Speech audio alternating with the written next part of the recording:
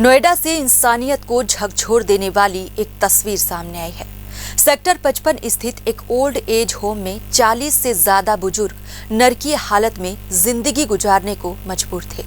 राज्य महिला आयोग, नोएडा पुलिस और समाज कल्याण विभाग की संयुक्त टीम ने जब आनंद ओल्ड एज होम में रेड की तो वहां का मंजर दिल दहला देने वाला था।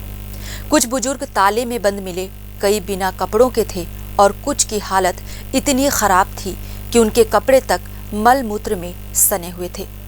बुजुर्ग महिलाएं कपड़े से बंधी हुई थी। वहां कोई प्रशिक्षित स्टाफ मौजूद नहीं था और बुजुर्ग अपनी देखभाल खुद करने को मजबूर थे।